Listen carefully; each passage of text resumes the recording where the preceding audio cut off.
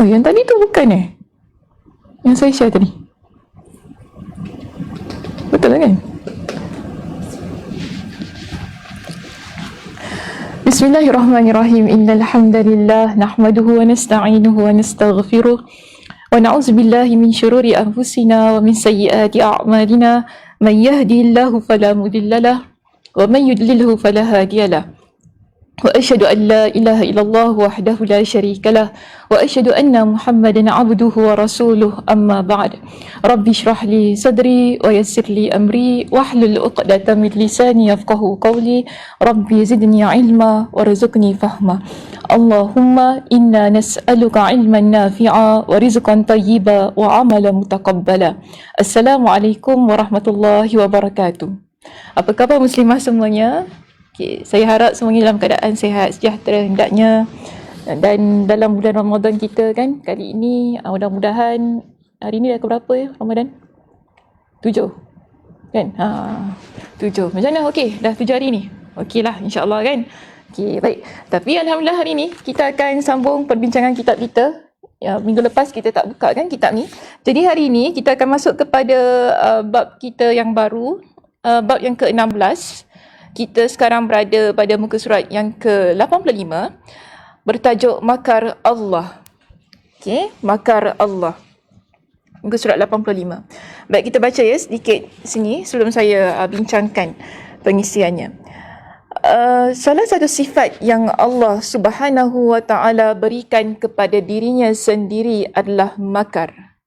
Yang dimaksud dengan sifat makar ialah pembalasan Allah kepada orang-orang yang melakukan makar atau keburukan kepada para kekasih dan para rasulnya.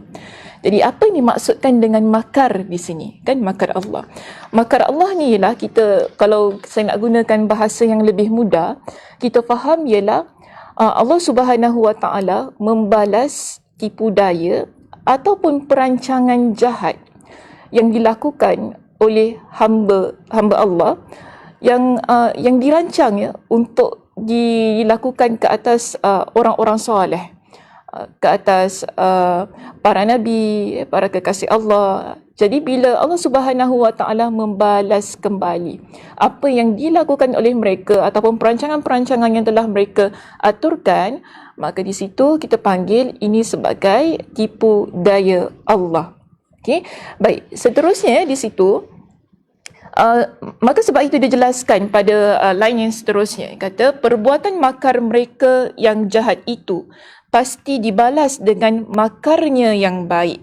Makarnya yang baik, maksudnya makar Allah yang baik ialah kita kata begini.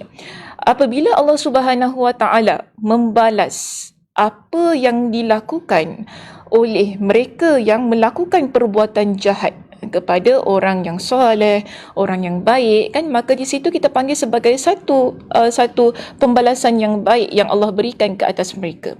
Kerana ianya boleh menjadi peringatan, boleh menunjukkan kepada mereka bahawasanya kuasa Allah Subhanahu wa taala adalah begitu hebat. Nak dibandingkan dengan kuasa mereka hanya sebagai manusia biasa. Okey, baik. Oleh kerana itu, makar dari mereka adalah sejahat-jahat makar. Jadi Imam Ibn Qayyim dalam kitabnya kata apa? Apa yang mereka rancang, iaitu tipu daya mereka yang nak dilakukan ke atas orang yang baik, antaranya ialah Nabi Allah Subhanahu wa taala, maka di situ kita lihat ya, itu adalah sejahat-jahat perancangan yang dilakukan oleh mereka. Sedangkan makar Allah, iaitu pembalasan yang Allah berikan ke atas setiap tipu daya yang mereka lakukan, adalah sebaik-baiknya. Sebab makar Allah berupa keadilan dan pembalasan yang setimpal. Jadi bila Allah Subhanahu wa taala membalas mereka yang memiliki perancangan yang jahat, mereka yang memiliki tipu daya untuk memusnahkan orang lain, terutamanya Nabi Allah, maka di situ kita lihat sebagai satu pembalasan yang setimpal atas mereka. Begitu pula tujuan tipu daya dari Allah adalah untuk membalas tipu daya musuh-musuh Allah terhadap para rasul dan kekasihnya. Sehingga tidak ada yang lebih baik daripada tipu daya dan makar Allah tersebut. Okay, so itu kita bincangkan tentang pengenalan berkenaan dengan makar Allah, ataupun kita panggil sebagai tipu daya yang Allah lakukan ke atas orang yang melakukan perancangan jahat, yang mana terlebih dahulu. Dan di sini kalau saya ingin bawakan dalil yang membincangkan tentang makar Allah ini, boleh kita rujuk dalam surah Al-Anfal ayat yang ke-30.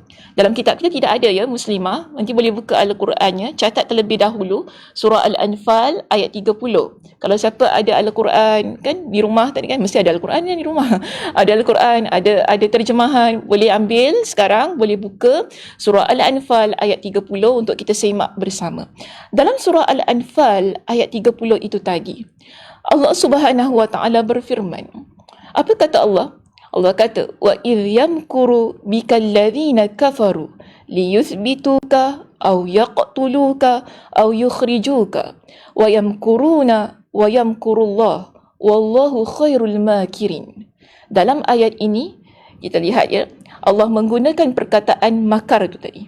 Banyak. Mula-mula Allah buka wa iz yamkur, ada perkataan yamkur. Kemudian Allah kata wa yamkuruna, mereka merancang. Wa yamkurullah, kemudian Allah kata wallahu khairul makirin. Cantik ayat ini untuk kita kaitkan dengan perbincangan pada perenggan kita yang pada introduction kita ataupun pengenalan kita tentang makar Allah. Apa maksudnya? Dalam surah Al-Anfal ayat 30 itu tadi, Allah Subhanahu wa taala menyebutkan bahawasanya, dan ingatlah ketika orang-orang kafir membuat perancangan terhadapmu untuk menangkap dan memenjarakanmu atau membunuhmu atau mengusirmu. Mereka memikirkan tipu daya dan Allah menggagalkan tipu daya mereka itu. Dan Allah sebaik-baik pembalas tipu daya. Dan Allah sebaik-baik pembalas tipu daya. Wallahu khairul makirin. Ayat ini tentang apa ya muslimah? Kalau siapa tahu tu Masya Allah tabarakallah. Ada kisah di sebalik penurunan ayat ini. Kisah tentang Nabi SAW. Dan ayat ini diturunkan kepada Nabi SAW. Dan Allah beritahu kepada Nabi apa yang telah Allah lakukan, yang menyebabkan Nabi SAW terselamat daripada ancaman musyrikin Makkah pada masa itu. Kalau kita buka dalam kitab tafsir Ibn Kathir, Imam Ibn Kathir rahimahullah ada menjelaskan tentang ayat ini dengan begitu panjang lebar.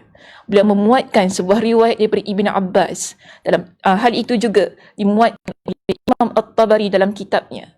Dan hal ini disebut banyak dalam kitab sejarah tentang kehidupan Nabi SAW, tentang perancangan musyrikin Makkah untuk membunuh Nabi SAW. Hal ini berlaku ketika Nabi SAW sudah dilihat oleh musyrikin Makkah yang tidak mahu menyokong, tidak mahu menerima kedatangan Islam pada masa itu. Mereka melihat bahawasanya Nabi SAW sudah memiliki satu posisi yang hampir mantap. Kerana apa? Ramai di kalangan mereka yang menyokong, menganut agama Islam pada masa itu. Jadi mereka membuat satu mesyuarat, di mana? Di Darun Nadwah namanya. Okey? Kalau nak mudah boleh buka kitab Ar-Rahiqul Makhtum oleh Al-Mubarak Furi. Beliau ada memuatkan kisah ini dalam kitabnya. Disebutkan bahawasanya pada masa itu musyrikin Makkah mereka buat satu mesyuarat agung lah kita panggil, mesyuarat tergempar di Darun Nadwah untuk buat perancangan, untuk plan apa kita perlu buat dengan Muhammad ni.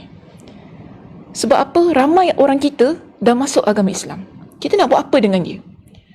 Dan pada masa itu disebutkan dalam kitab tersebut kan, dalam mana-mana kitab tafsir lah yang mendatangkan tentang kisah ini, disebutkan bahawasanya iblis dia datang dalam mesyuarat itu dengan bentuk seorang lelaki tua yang mengaku datang daripada Najd.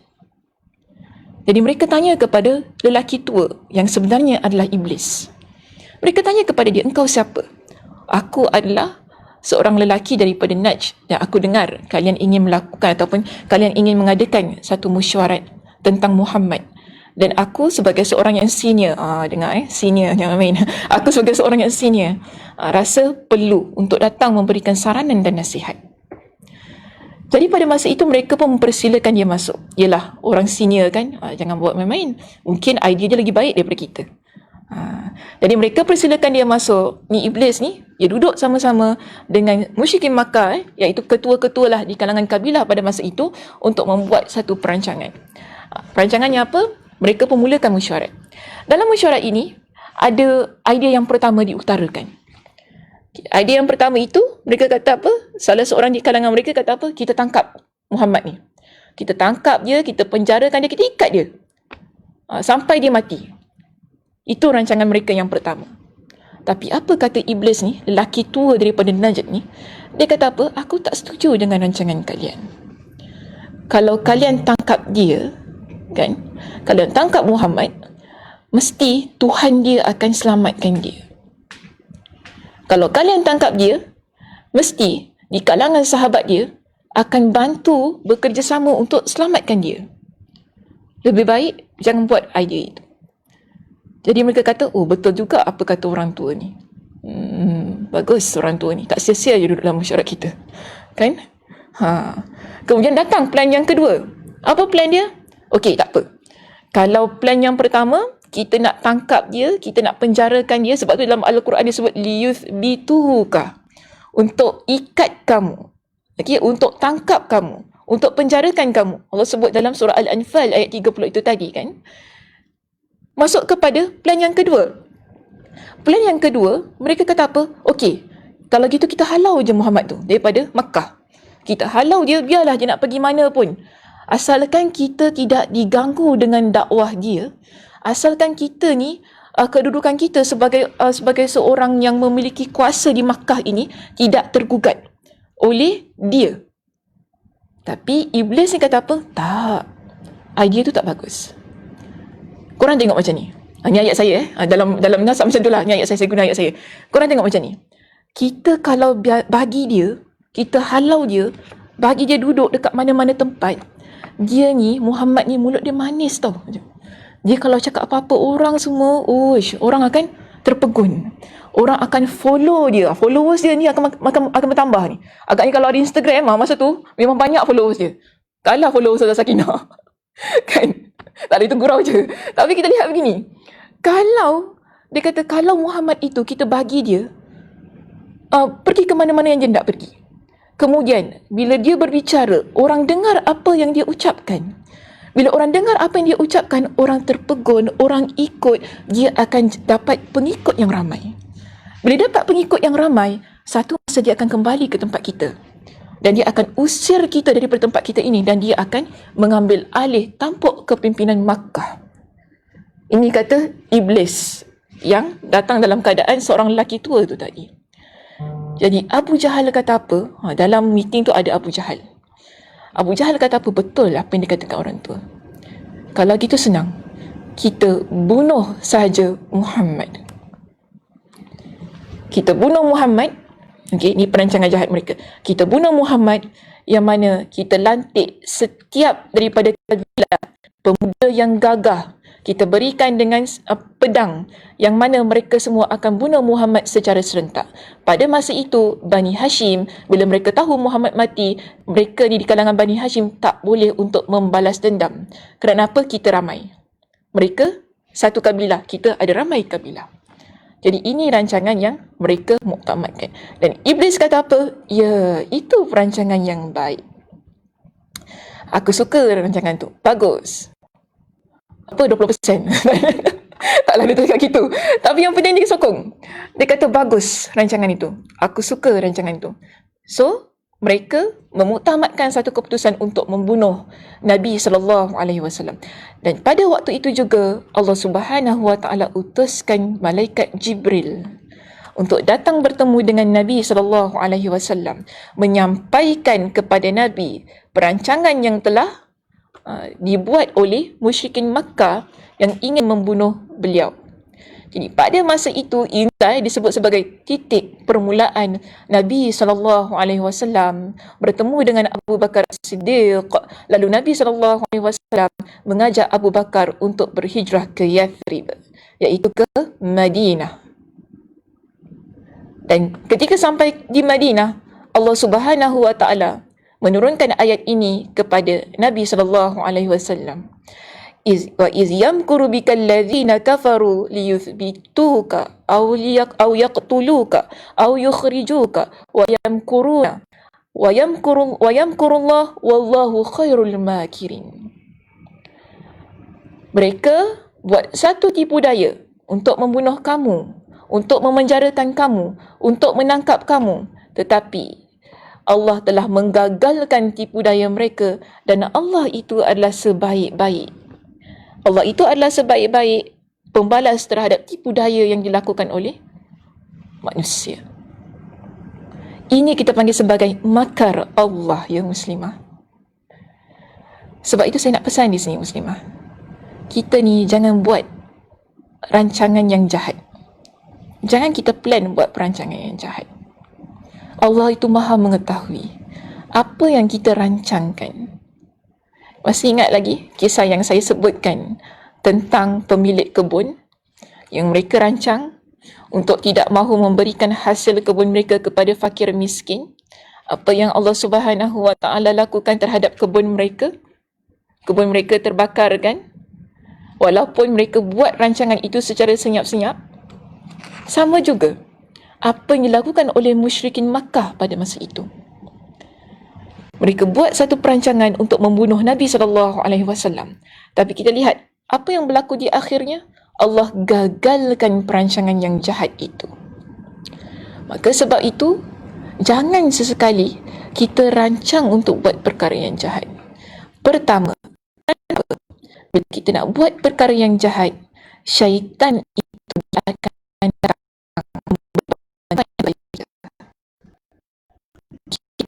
Syaitan datang di kita.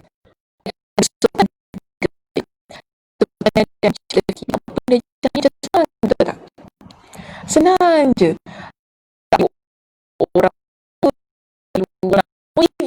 macam benda baik ni mesti nak ustazah bagi motivasi lah, ustazah bagilah saya naikkan semangat saya lah, semangat saya down ustazah, tolong itu tolong ni. Tapi kalau kita nak buat jahat, ada tak selalunya, kau boleh motivate aku buat jahat? Tak ada. Kita tak minta macam tu. Kau motivate lah aku nak buat jahat ni, kau motivate aku. Tak ada. Dia bila kita nak buat jahat, tak ada orang perlu push kita. Dia kadang-kadang idea tu datang, waktu tu juga kita buat. Dia, sebab apa? Syaitan tu datang sebagai pembantu. Dia yang akan bagikan idea tu tak ada tau. Tapi dia datang je. Cantik je idea tu datang. Yang akhirnya kita buat satu kejahatan tu, kadang-kadang lepas kita buat, kita akan fikir, kenapa baru kita terfikir, kenapa aku bijak betul buat benda jahat macam tu sekali. Kita akan terfikir, kenapa sampai aku bijak sekali? Kenapa aku buat macam tu? Tak pernah fikir aku yang jahat begitu.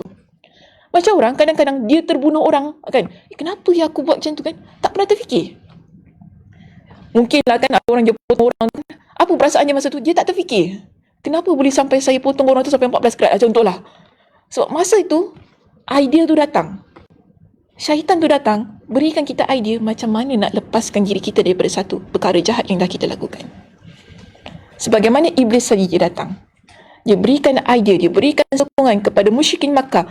Apa idea yang terbaik untuk dilakukan ke atas Muhammad pada masa itu. Tapi ingat, pandai itu ada melompat. Ustazah, Ramadan ni pula macam pula ada keluar. Betul tak? Kita kalau buat benda jahat, kita nak sembunyi macam mana pun selalunya akan dapat diketahui.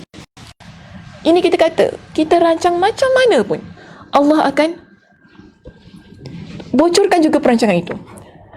Dia takkan dapat mungkin 10 tahun, 20 tahun ke apa, kan. Akhirnya benda yang kita buat kejahatan itu, dia akan diketahui juga. Kalau bahasa Indonesia kita ketahuan juga. Ya, ketahuan juga itu. Diketahui juga benda tu, kan. So di sini kita ni, sebab tu saya kata, kita kalau buat benda jahat, dia ni akan selalunya ada sokongan daripada siapa? Syaitan. Syaitan yang akan datang bagi kita sokongan, pelbagai macam ideas yang kadang-kadang tak terfikir oleh kita. Sebab itu, kita ni, kalaulah kita tengah duduk-duduk dengan kawan-kawan, kan ni selalu saya pesan dengan muslimah. Kita duduk dengan kawan-kawan kita, muslimah-muslimah ni, tak kira lah balik kuliah ke, tak balik kuliah ke, bukan. Kita kalau nak cakap jahat pasal orang lain, dia akan flow dia cantik. Cantik je. Tak perlu kita nak plan betul-betul. Kita duduk-duduk ni dengan kawan kita, kan duduk-duduk kat mana? Sekarang tak boleh duduk dah. Stay home dah. Tak apalah, dekat Zoom senang cakap kan. Dia punya alternatif tu ada je. Tak apa, lepas ni lepas kuliah selesai Sakinah, aku nak cakap pasal Mina ni seorang lah. Jom kita masuk Zoom. Okey, jom Zoom. Kan, Zoom. Okey, masuk Zoom. Kita cakap pasal orang tu. Dia jadi benda yang kita rasa tak salah. Sebab apa? Masa itu syaitan mencantikkan perbuatan kita. Syaitan mencantikkan perbuatan kita. Dia tunjukkan kepada kita betapa baiknya apa yang kita buat. Tapi sebenarnya ia tak elok, muslimah. Kita cakap tentang keburukan kawan kita, kan? Mungkin kita tak suka dengan kawan kita tu. Kita cakap keburukan dia. Kita daripada orang lain tak tahu, sampai orang lain tahu, kan? Kita pun sebab tu kita ni kalau duduk ramai-ramai, dia akan jadi apa? Forum Perdana Ehwal Islam tak rasmi. Betul tak? Saya selalu cakap macam tu dekat kuliah.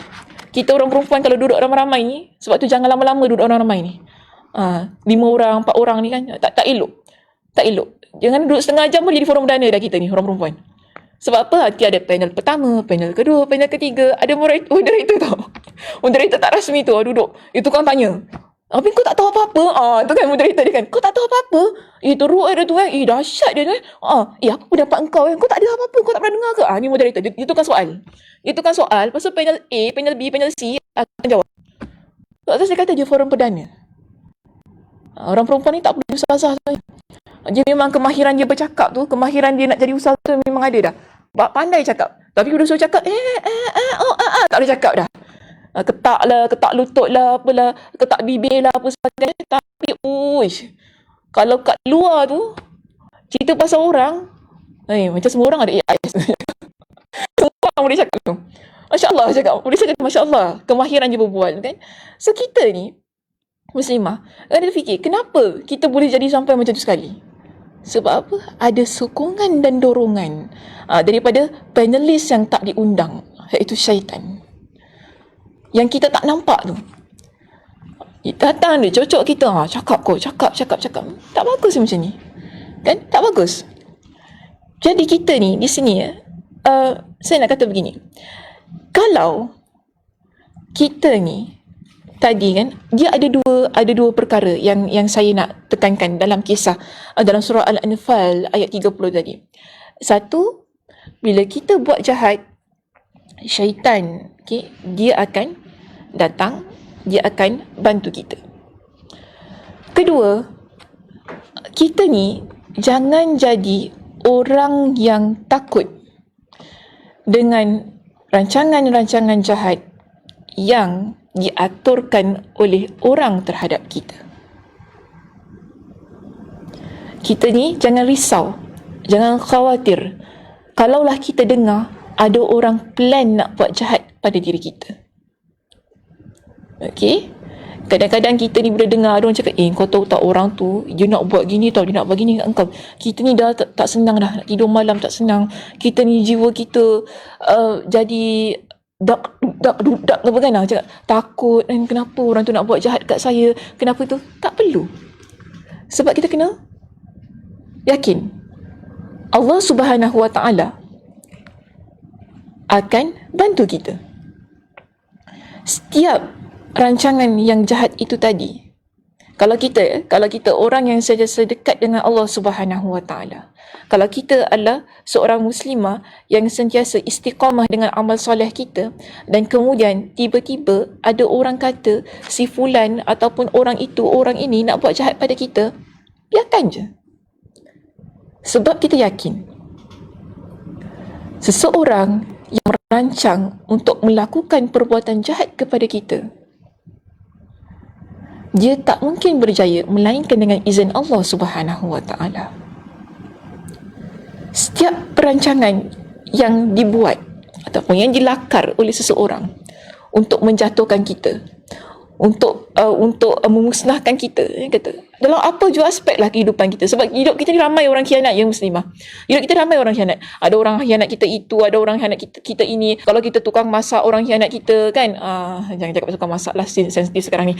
Okay, kalau kita ni bekerja di office, ada orang khianat kita tu, ada orang dengki, orang tak puas hati dengan kerja kita dan sebagainya, walaupun kita baik. Itu benda biasa dalam sebuah kehidupan. Tapi sebab itu, di sini kita belajar tentang makar Allah ini. Setiap orang yang buat perkara jahat ataupun yang plan, kita jangan cakap pasal benda yang dia buat lah, yang dia rancang, yang nak buat perkara jahat ini, dia tak mungkin berjaya melainkan dengan izin Allah Subhanahu Wa Taala. Dan kita tak perlu takut dengan rancangan jahat orang yang ada di sekitar kita, kerana kita adalah orang yang yakin dengan Allah Subhanahu Wa Taala. Wallahu khairul makirin, dalam surah Al-Anfal ayat 30 tadi. Allah itu adalah sebaik-baik pembalas terhadap tipu daya. Kita pula, jangan pula kita pergi plan nak buat tipu daya pula kat dia. Oh, kau plan ni kau tengok siapa punya plan lagi bagus, aku punya plan ke plan kau. Tak perlulah kita sibuk-sibuk nak pergi plan pula untuk buat benda jahat pada dia. Kalau kita plan nak buat benda jahat dekat dia, apa beza kita? Kalau dia jahat, kita pun jahat juga kan, macam itu. So, di sini tak perlu. Angkat tangan kita, doa kepada Allah. Minta bantuan Allah. Teruskan. Kalau kita tahu apa yang kita lakukan adalah perkara yang baik, teruskan perkara itu. Okay? Dengan keyakinan bahawasanya Allah Subhanahu Wa Taala akan bantu kita. Allah Subhanahu Wa Taala akan bantu orang-orang yang benar-benar melakukan sesuatu kerana Allah. Dan kita tak perlu risau tentang apa yang dirancang oleh orang lain untuk menjatuhkan kita, kerana kita yakin Allah Subhanahu Wa Taala sentiasa bersama dengan kita untuk bantu kita. Dan Allah Subhanahu Wa Taala mungkin bukan hari ini, tapi Allah Subhanahu Wa Taala pasti ada perancangan yang lebih baik untuk menggagalkan rancangan-rancangan yang telah dilakukan oleh orang tersebut ataupun telah dilakar oleh orang tersebut. Sebab itu ya muslimah, kena ingat gini.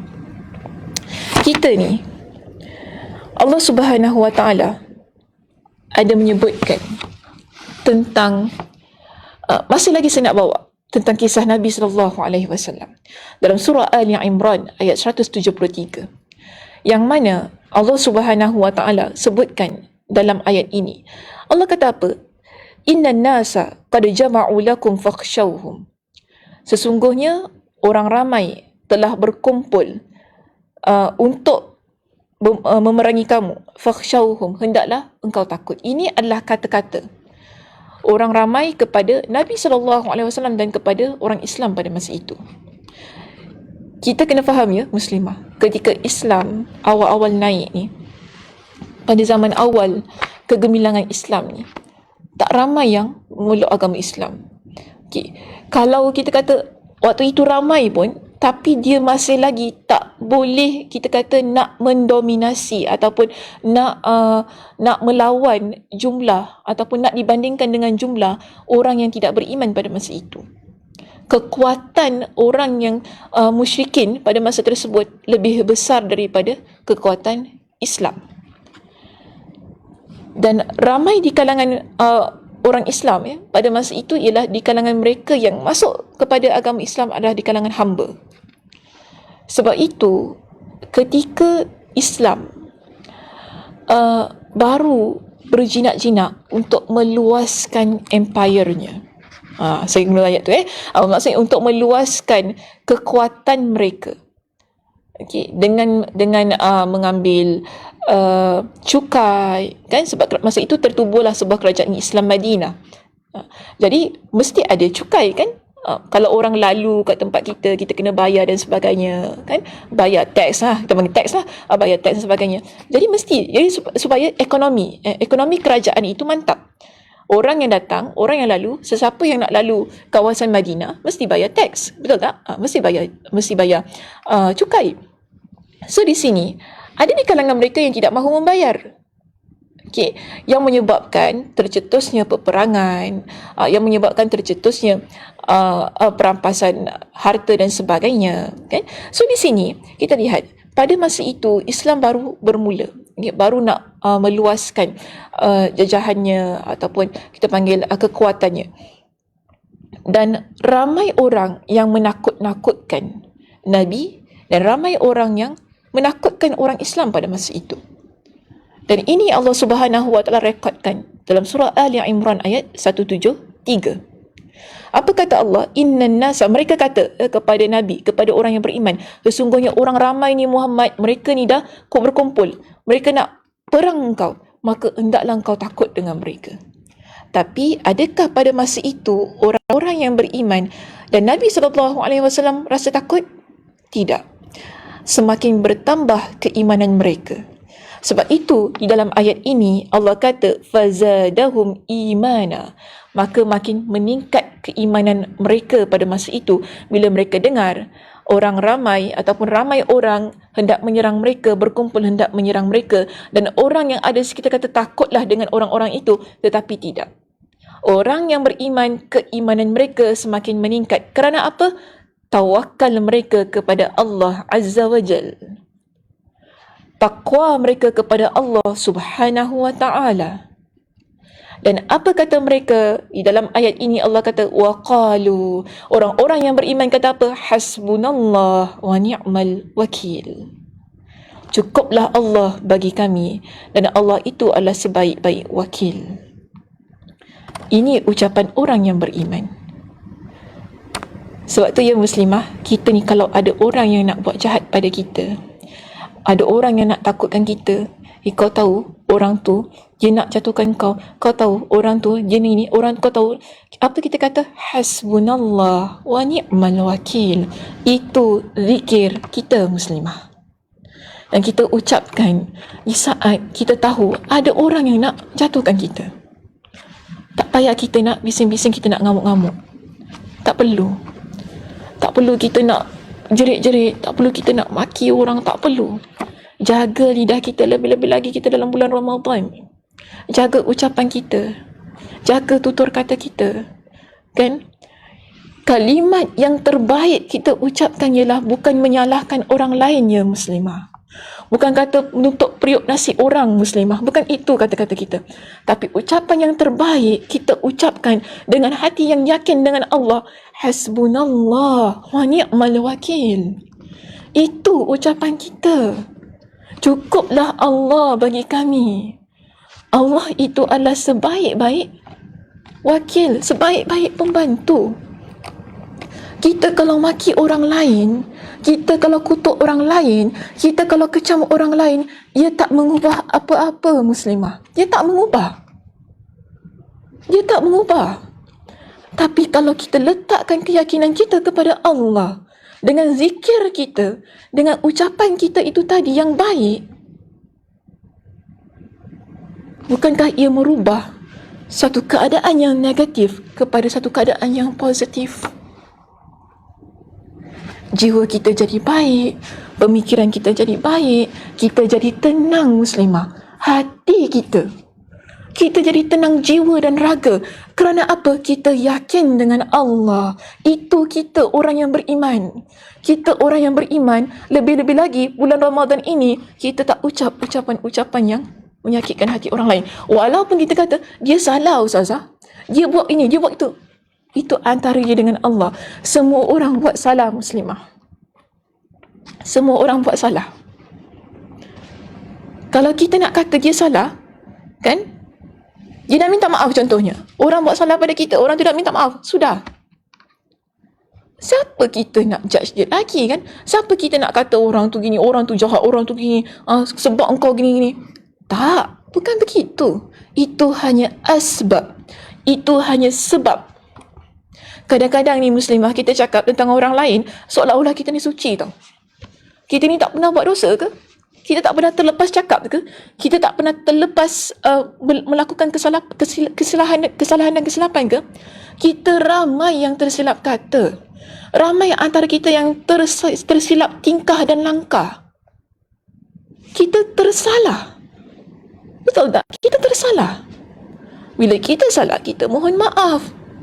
Bila kita salah, orang lain buat salah pada kita, kita maafkan saja orang itu. Dan apa-apa yang berlaku selepas itu, kita minta bantuan daripada Allah Subhanahu Wa Taala. Di samping kita berusaha ke arah yang lebih baik, betul tak? Di samping kita berusaha untuk memikirkan cara lain untuk bantu diri kita supaya kita berada pada sebuah keadaan yang lebih baik.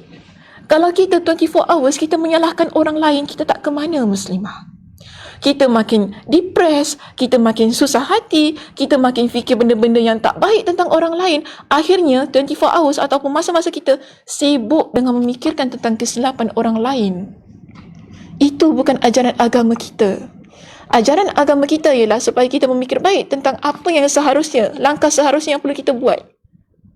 Apa salah orang lain itu sudah. Biarkan. Kita sekarang ni, di samping kita nak buat perkara-perkara yang lain, kita nak move on terus kepada benda yang baik, kan? Di samping itu, hasbunallah wa ni'mal wakil. Ucap itu muslimah. Sebut perkataan itu. Minta pada Allah sebagaimana Nabi SAW, sebagaimana para sahabat pada masa itu. Bila orang lain kata kepada mereka, takutlah, orang tu dah kumpul ramai orang nak perangi engkau wahai Muhammad, nak bunuh orang-orang Islam ni, kau mesti takut kepada mereka, kekuatan mereka besar, mereka ni boleh musnahkan engkau jadi zero nanti. Tapi apa yang buat mereka itu semakin tawakal kepada Allah? Keimanan mereka kepada Allah. Dia tidak menjadikan mereka orang yang duduk tunduk, Allah takutnya saya ya Allah. Tak.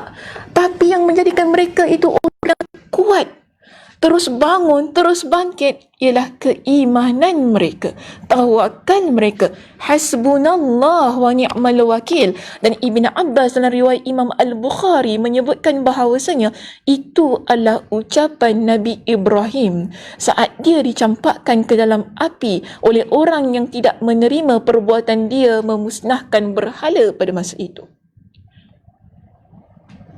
Saat mereka masukkan Nabi Ibrahim ke dalam api, apa kata Nabi Ibrahim? Hasbiyallah wa ni'mal wakil. Cukuplah Allah untuk aku.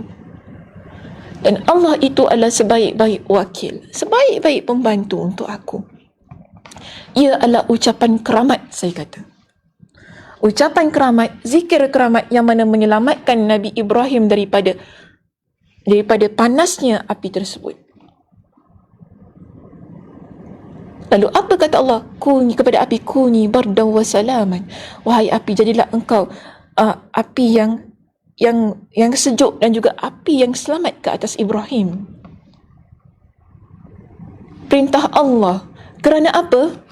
Tawakal seseorang kepada Allah. Tawakal seorang Nabi kepada Allah. Pernah tak dengar tentang kisah bayi yang boleh bertutur? Ada berapa bayi dalam sejarah kita ni? Kita sebagai seorang yang beriman ni, dalam hadis Nabi yang memuatkan tentang bayi yang boleh berbicara. Saya pernah bincangkan tentang tu. Kuliah kita yang bila? Tahun lepas. Tahun lepas Sazah. Tahun lepas Sazah. Ini tahun ni bila Sazah? Tak ingat dah Sazah tahun lepas tu. Ya Allah Sazah. Tahun lepas tu bila? Kita pun tak ingat kuliah kita yang mana satu. Tapi saya ada pernah bincangkan tentang bayi yang boleh bertutur.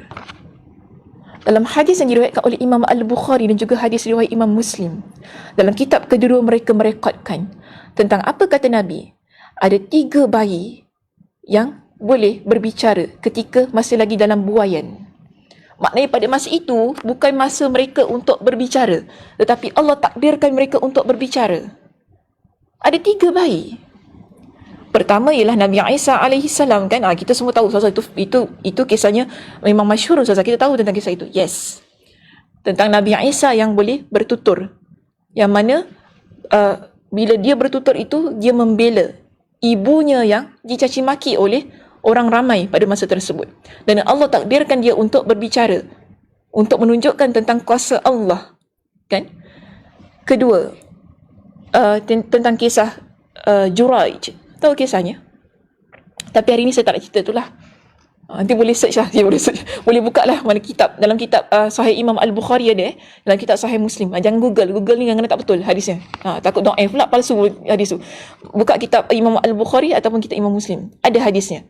tentang kisah Juraij, yang mana bayi yang dilahirkan oleh wanita yang kata Juraij itu telah berzinah dengan dia, dan kata baby itu adalah anak kepada Juraij, yang menyebabkan Juraij ni bukan seorang ahli ibadah. Mereka pukul, mereka musnahkan tempat pengibadatan dia, kan?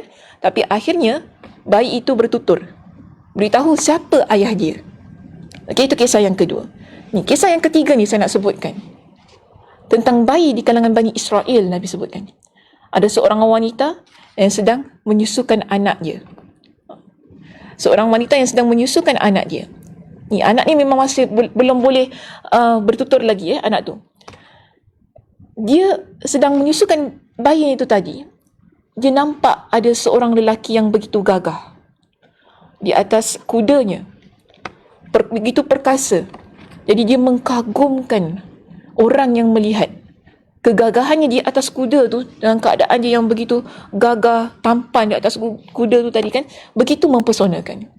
Dan akhirnya ibu ini berdoa, ya Allah, moga-moga anak aku ini jadi sebagaimana lelaki itu. Bayi itu tadi tiba-tiba berhenti menyusu. Dia lepaskan mulut dia daripada puting ibunya itu tadi. Lalu dia kata, ya Allah, jangan kau jadikan aku sebagaimana lelaki itu. Dan dia kemudian terus sambung menyusu semula. Dia sambung menyusu semula. Dan kemudian ada situasi yang kedua dilihat oleh ibu itu. Okay, Nabi ceritakan dalam hadisnya. Ada situasi kedua yang dilihat oleh ibu itu, yang mana dia lihat ada seorang wanita yang diheret, dipukul, dicaci. Kan mereka kata dia adalah seorang penzina, mereka kata dia adalah seorang pencuri, lalu mereka pukul dia. Dan pada situasi itu, wanita ini, ni saya nak sebutkan. Apa kata wanita itu? Hasbiyallah wa ni'mal wakil. Itu kata wanita tersebut. Cukuplah Allah bagi aku. Dan Allah itu adalah sebaik-baik wakil, sebaik-baik penolong. Dan ibu ini kata, dia doa, ya Allah, kau jangan jadikan anak aku ini sebagaimana wanita itu. Baby tadi yang sedang menyusu, dia lepaskan mulut dia daripada susu ibu dia, daripada puting ibu dia. Dan dia kata apa? Ya Allah, kau jangan jadikan aku, ya Allah, kau jadikan aku, ya Allah, kau jadikan aku sebagaimana wanita itu. Lalu dia mula isap kembali puting ibu dia. Kalau kita rujuk dalam hadis yang lain, dalam riwayat yang lain, ada disebutkan bahawasanya ibu ini marah. Ibu ni marah kepada anak dia. Dia kata, budak ni, budak ni, aku doa tadi kan, aku doa supaya kau jadi sebagaimana lelaki yang gagah tadi. Kau minta Allah jangan jadikan kau sebagaimana lelaki yang gagah tu. Aku nampak perempuan yang penzina ni, yang orang kata dia pencuri, orang pukul dia di halayak orang ramai. Aku doa pada Allah supaya kau jangan jadi sebagaimana wanita itu. Kau nak pula jadi sebagaimana wanita tersebut. Ni apa hal ni? Macam tu. Mak dia bingit lah. Ni apa hal ni budak ni? Baby tu, dia lepaskan susuan dia lagi. Lagi sekali, dia kata apa kepada ibu dia? Ketika engkau melihat lelaki yang pertama tadi, seorang lelaki yang gagah, dia itu adalah seorang yang zalim. Dia adalah penghuni neraka. Maka sebab itu aku minta kepada Allah, ya Allah, kau jangan jadikan aku sebagaimana lelaki itu.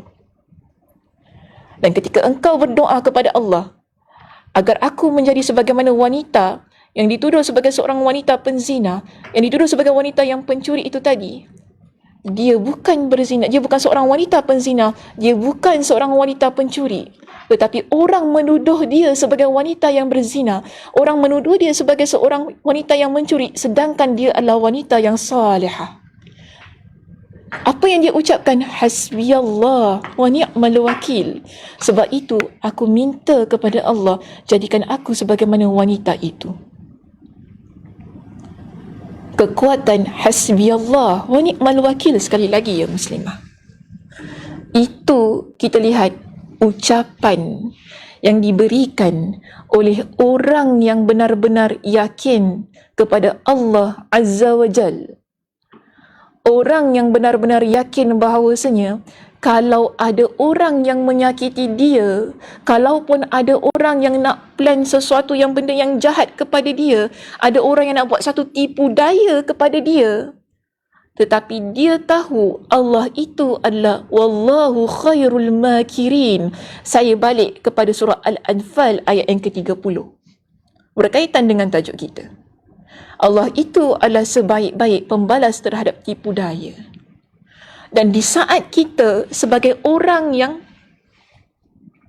tak tahu nak buat apa, ucaplah hasbiyallah wa ni'mal wakil.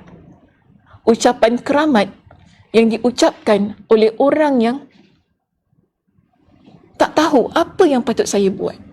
Sebagaimana Nabi SAW di saat ramai beritahu kepada dia bahawasanya itu bahawa orang berkumpul untuk membunuh engkau Muhammad, orang berkumpul untuk menyerang engkau Muhammad, untuk jatuhkan engkau. Dan pada masa itu Nabi tahu kekuatan tenteranya tak sebagaimana kekuatan musyrikin Makkah pada masa itu. Kekuatan tenteranya tak sebagaimana yang ada, maksud dari sudut kepakarannya, sebab mereka ni baru nak belajar berjinak-jinak dalam peperangan, tak sebagaimana mereka yang dah lama dalam peperangan.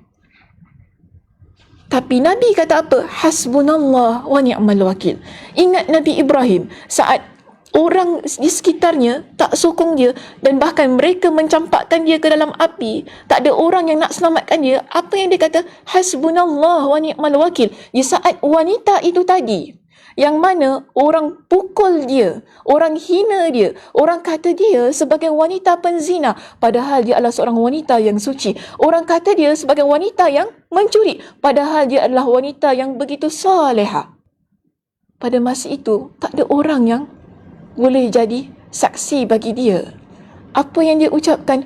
Hasbunallah wa ni'mal wakil.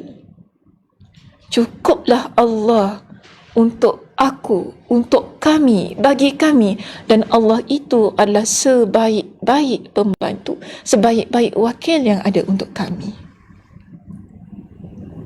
Cantik ucapannya. Kerana apa? Kerana kita yakin Allah itu tak pernah tidur. Kerana kita yakin Allah itu adalah maha segala-galanya. Sebab itu Nabi SAW pernah pesan kepada Ibn Abbas. Ibn Abbas radhiyallahu anhu, Nabi pesan kepada dia, kita ni muslimah, kalau kita nak dapatkan pertolongan Allah, satu perkara yang perlu kita buat, jaga Allah.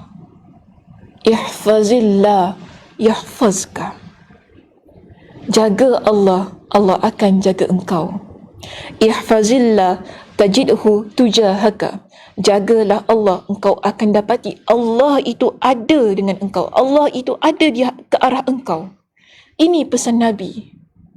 Tapi kalau kita jadi orang yang tidak jaga Allah. Apa maksud jaga Allah? Kalau kita buka dalam kitab Ibn Rajab Al-Hanbali, dalam kitab Jami' Ulum wa Al-Hikam, ketika beliau mensyarahkan hadis itu tadi, beliau kata apa? Jagalah Allah bermakna engkau menjadi hamba yang taat kepada setiap perintah Allah. Engkau jadi hamba yang tinggalkan setiap larangan Allah. Itu bermakna kita jaga Allah. Kita nak Allah bantu kita, jaga Allah. Buat perkara-perkara yang Allah suruh, tinggalkan perkara yang Allah larang. Itu bermakna kita jaga Allah. Kalau kita tinggalkan perkara yang Allah larang, kita buat semua perkara-perkara yang Allah perintahkan kepada kita, Allah akan jaga kita muslimah. Kita akan dapati pertolongan Allah itu sentiasa datang kepada kita. Sebab itu Nabi kata apa? Iza sa'alta fas'alillah. Kalau engkau nak minta, mintalah kepada Allah. Wa iza sta'anta fasta'in billah. Kalau sekiranya engkau nak minta pertolongan, mintalah kepada Allah. Dan ingatlah, Nabi pesan kepada Ibn Abbas, wa'lam law annal ummata law ijtama'at ala an yanfa'uka bi syai'in lam yanfa'uka illa bi syai'.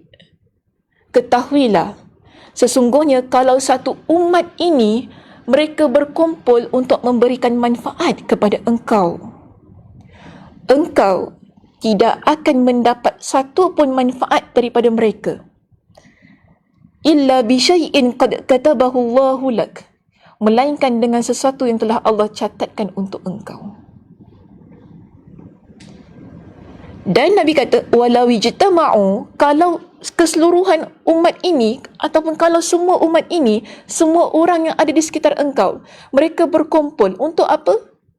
Ala ayyadurruka bi syai'in, untuk memudaratkan engkau dengan sesuatu, untuk mencelakakan engkau, untuk menjatuhkan engkau, untuk buat perkara-perkara jahat kepada engkau. Ingat, Nabi kata, orang itu tadi, lam yadurruka illa bi syai'in qad katabahu Allahu alaik. Mereka tak mampu untuk memudaratkan engkau, melainkan apa yang telah Allah Subhanahu wa taala catatkan untuk engkau. Maknanya, kalau ada orang muslimah, mereka ni berkumpul kan, nak buat baik kepada kita, nak berikan manfaat kepada kita, semua itu tak boleh berlaku melainkan dengan izin Allah Subhanahu wa taala. Sama juga, kalau ada orang yang berkumpul, mereka plan nak buat jahat kepada kita, mereka tak boleh memudaratkan kita, melainkan atas apa yang telah Allah catat untuk kita. Sebab itu, jangan takut. Dalam hidup ini, jangan takut dengan perancangan manusia. Jangan takut dengan perancangan jahat manusia. Jangan kita rasa lemah dengan apa yang orang nak buat pada kita. Kerana orang yang beriman, seorang muslimah yang yakin dengan Allah, dia yakin bahawasanya Allah itu adalah sebaik-baik pembalas terhadap tipu daya ataupun kejahatan orang lain. Tugas kita sebagai seorang yang beriman kepada Allah, teruskan hidup ke arah yang lebih baik. Buat sesuatu perancangan untuk memperbetulkan keadaan kita, di samping tanpa kita meletakkan keraguan terhadap keyakinan kita kepada Allah. Hasbunallah wa ni'mal wakil. Jadikan itu kalimat zikir kita setiap hari yang menguatkan jiwa kita, menguatkan hati kita, mententeramkan hati kita sebagai seorang wanita yang salihah.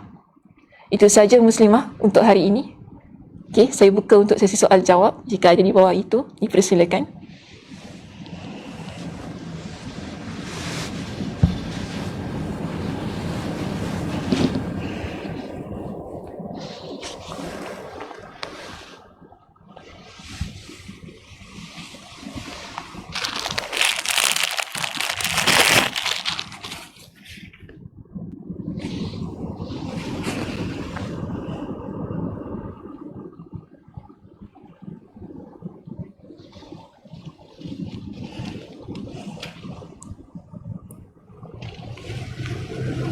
Ya, ada apa-apa soalan muslimah? Boleh diajukan.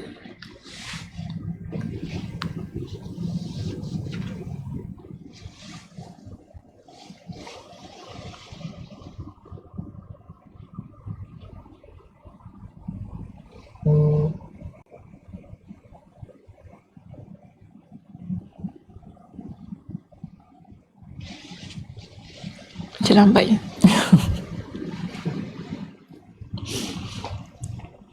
Kalau tak ada kita balik. Kalau tak ada kita balik muslimah. Saya harap semuanya jelas ya. Okey. Apa pelik hari ni tak soalan? Ke tengah fikir nak tanya apa? Okey. Assalamualaikum warahmatullahi wabarakatuh. Okey. Wa iyyak. Okey, wa iyyak.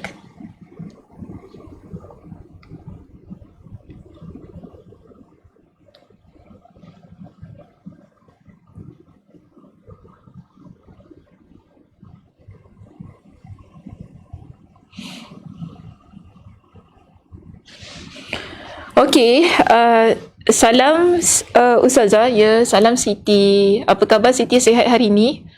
Macam tiap minggu saya nampak awak online dengan saya. Alhamdulillah, terima kasih Siti. Okey, kita dah maafkan orang yang buat jahat dengan kita, but we move on and draw a line. What's your take on this? Okey, tak masalah, boleh saja. Kita dah maafkan orang lain yang buat jahat pada kita, kemudian kita letakkan batas kan, sebab kita ni dalam keadaan yang berhati-hati. Kerana apa? Kita tidak mahu kita terkena dengan perbuatan jahatnya untuk kali yang kedua. Itu adalah tindakan yang bijak sebenarnya.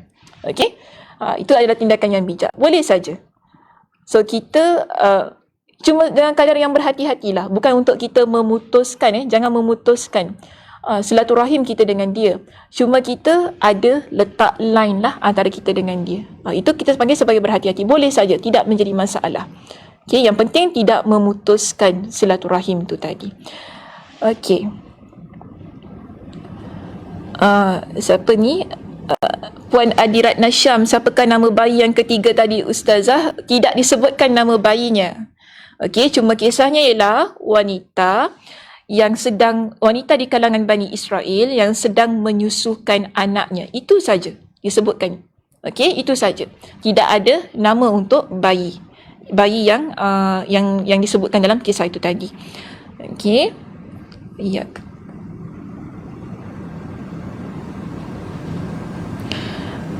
Baik, Maliki Mulan Jamila. Masya Allah, nama awak. Okey. Okey, Mulan. Okey, Mulan lah boleh. Salam Ustazah, walaupun kita solat dan membaca Al-Quran, kadang perasaan curiga sedih masih terasa di waktu begini. Apa amalan-amalan yang boleh kita lakukan lagi? Syukran. Mulan, macam ni ya. Jamila ke Mulan? Mulan je lah senang. Mulan, kita ni sedih tu biasa. Okay, sedih tu biasa. Kita solat, kita baca Al-Quran, kan kadang-kadang perasaan sedih tu datang. Kita rasa cemas, kita rasa bimbang. Itu benda yang normal. Okay? Tapi kita kena kawal. Bagi saya, solat dengan membaca Al-Quran itu adalah amalan yang dah cukup terbaik. Okay, dah cukup terbaik. Teruskan, jangan henti. Kalau nak buat amalan-amalan yang lain, okay, mungkin saya boleh kata ialah di sini, cuba kita perbanyakkan pula solat sunat kita. Kan? Kalau zikirnya, zikir pagi petang, kan? Bismillahirrahmanirrahim, la yadurru ma'asmihi syai', la ilaha illallah wahdahu la syarikalah. Okay, zikir. Yang ada disebutkan fadilat-fadilatnya dalam hadis Nabi SAW. Okay, untuk mententeramkan. Ataupun kalau kita rasa mungkinlah kita ni dalam keadaan yang sukar, dalam keadaan yang susah, kan, doa kepada Allah, minta setiap masa. Bila kita sedih pada waktu-waktu yang begini, kan, mungkin kita kehilangan dari sudut mata pencarian, kita kehilangan, kita ni kekurangan lah. Dulu mungkin banyak duit kita masuk dalam bank account kita, kan. Sekarang ni kurang sikit ke apa, kan. Kita rasa risau. Macam mana masa depan kita ni? Macam mana kita 2 bulan akan datang, 3, mungkin next year macam mana? Sebab kita punya keuangan tu tak berapa nak mantap sebagaimana tahun-tahun yang lepas. So di sini saya sarankan baca doa yang Nabi SAW ajar kepada kita. Tak apa, ni doa ni boleh baca banyak kali. Bila sedih baca, tak apa. Okey? Nabi kata apa? Mana-mana Muslim, ni hadis riwayat Imam Muslim ya. Mana-mana Muslim yang ditimpa dengan musibah. Okay, sekarang ni kita dalam keadaan yang musibah, kan?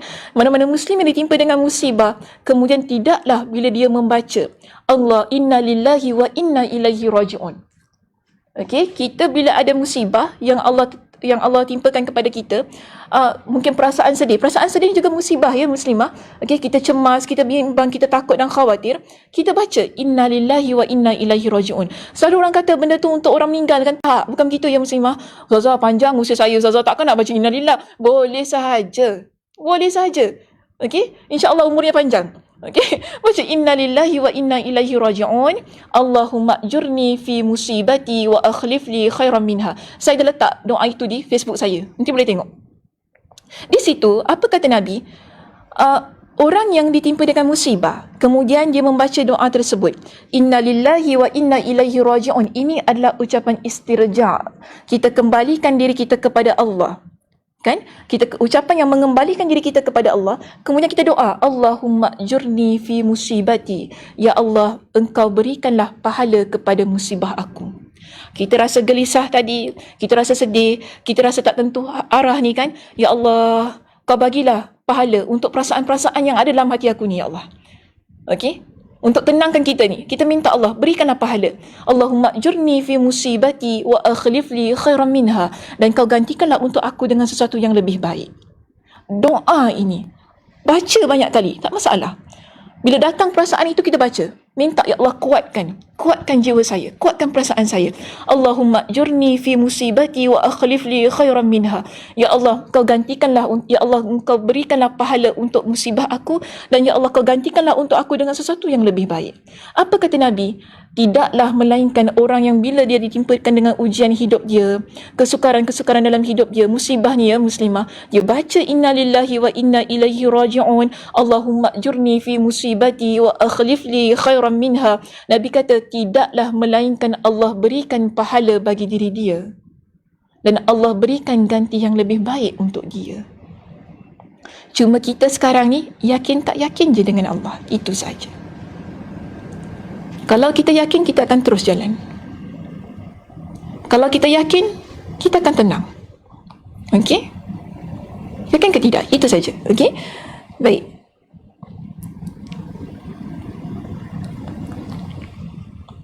Okey, itu saja saya rasa. Sampai di sini saja. Takut tunggukan nanti makin banyak pula. Okey, itu saja untuk hari ini muslimah. Saya ucapkan terima kasih. Okey, selamat berbuka puasa. Lambat lagi kot. Lambat lagi lah. Pukul berapa ni kan? Tak apalah. Selamat berbuka puasa kan. Mudah-mudahan Allah Subhanahu Wa Taala menerima amal ibadah kita pada hari ini. Okey, dan mudah-mudahan kita terus istiqamah dengan amal soleh kita di bulan Ramadan. Saya tutup kuliah kita pada hari ini dengan tasbih kafarah. Subhanakallahumma wa bihamdika asyhadu an la ilaha illa anta astaghfiruka wa atubu ilaik. Assalamualaikum warahmatullahi wabarakatuh.